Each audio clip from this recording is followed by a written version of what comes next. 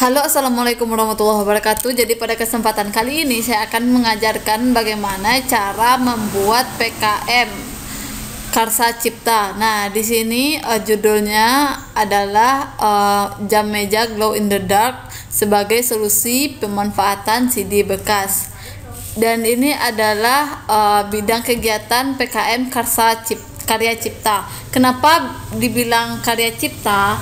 Karena menciptakan sesuatu yang baru dan fungsional, baik menggunakan barang bekas atau baru, yang menciptakan satu karya yang bermanfaat bagi kita. Nah, jadi di sini bisa dilihat judulnya ukuran 12, dan di sini ukuran 12, di sini logo, judul seperti ini di bold dan ukuran besar atau huruf kapital, dan ini adalah halaman pengesahan. Nah, halaman pengesahan ini dibuat dan ditandatangani menggunakan pena yang warna biru. Nah, wajib warna biru. Oke, lanjut ke bagian halaman. Nah, untuk halaman yang ini adalah I2. Untuk halaman I1, I2, I3 berada di kanan bawah, sedangkan 1 atau untuk angka berada di kanan atas seperti ini. Nah, di bagian angka di kanan atas. Dan lanjut pendahuluan seperti biasa. Nah, di sini daftar isi dahulu. Jadi di daftar isi itu ada cover, lembar pengesahan, daftar isi. Setelah itu bab 1 berisi pendahuluan, yaitu latar belakang, rumusan masalah, tujuan penelitian, luaran yang diharapkan, manfaat. Selanjutnya yang kedua tinjauan pustaka, yang ketiga tahap pelaksanaan. 3.1 bisa dilihat tahap pelaksanaan program, studi literatur, desain, pembuatan produk, menguji keandalan karya, evaluasi. Dan bab 4 biaya dan jadwal kegiatan, yaitu ada anggaran dan jadwal kegiatan. Setelah itu daftar pustaka. Setelah itu lampiran-lampiran seperti biodata ketua, anggota, dan biodata dosen pendamping. Setelah itu justifikasi anggaran kegiatan. Setelah itu susunan organisasi tim kegiatan dan pembagian tugas. Setelah itu yang keempat surat pernyataan ketua pelaksana. Nah, surat pernyataan ini menggunakan materai 6000. Dan selanjutnya gambaran teknologi yang akan diterapkan atau dikembangkan. Nah, lanjut ke bab 1, pendahuluan latar belakang. Di sini latar belakangnya berisi solusi dari masalah yang muncul, seperti CD ini sangat banyak tetapi tidak bermanfaat atau tidak ada gunanya lagi, karena orang sekarang menonton hanya menggunakan handphone dan mendownloadnya dan menonton lewat laptop. Nah, jadi tidak ada gunanya CD. Jadi setelah itu dibuat rumusan masalah. Rumusan masalah itu seperti apakah CD bekas dapat dimanfaatkan menjadi jam meja, seperti yang terlihat rumusan masalah. Setelah itu tujuan penelitian, setelah itu luaran yang diharapkan, setelah itu manfaat, apa manfaat dari yang kita buat tadi, seperti bagi lingkungan, bagi masyarakat umum, dan bagi perguruan tinggi. Lanjut ke bab 2, yaitu tinjauan pustaka.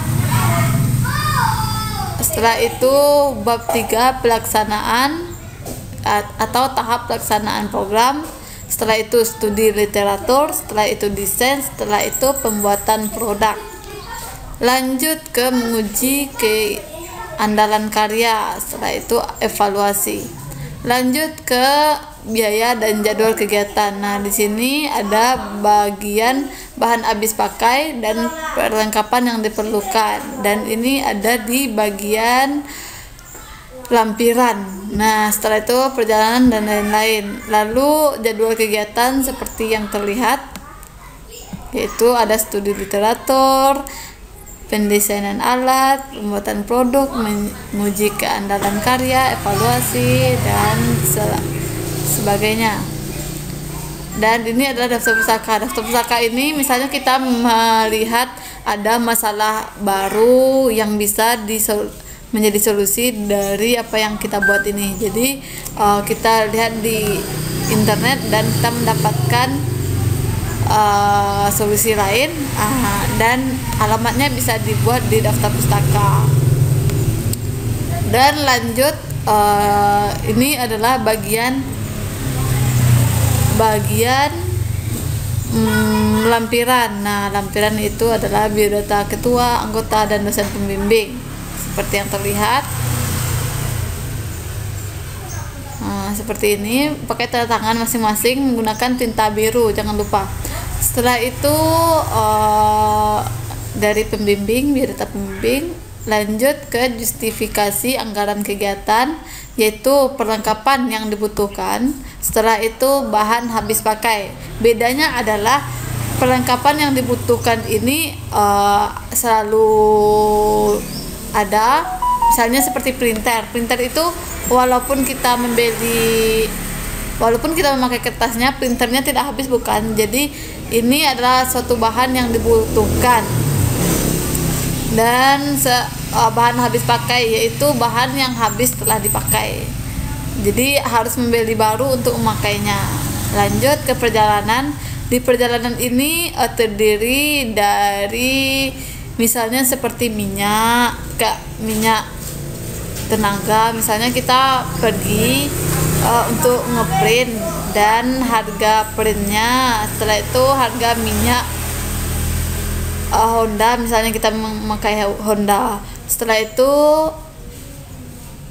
makan, misalnya kita makan dalam perjalanan. Nah, lanjut ke lain-lain. Dan lain-lain ini seperti biaya jasa pembuatan kayu. Lain-lain ini adalah yang tidak terduga, seperti misalnya kita perlu menggunakan jasa orang lain atau menggunakan sesuatu yang tidak selalu dibutuhkan, seperti itu. Nah, setelah itu ini adalah subtotal dan ini adalah total, dan ini adalah total dalam huruf. Nah, setelah itu lampiran pernyataan. Nah, lampiran pernyataan ini menggunakan materai ya, dan menggunakan tinta warna biru yang ditandatangani oleh dosen pendamping dan ketua jurusan. Oke.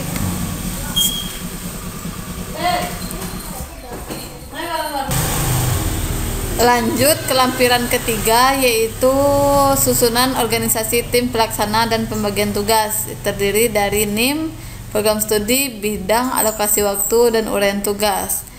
Nah, kalau bisa ya, untuk misalnya PKMK, di sini PKMK itu kan misalnya untuk jualan.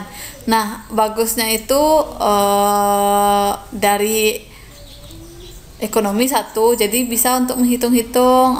Satu dari seni, misalnya itu menjual lukisan, seni bagian melukis, dan satu lagi pemasaran.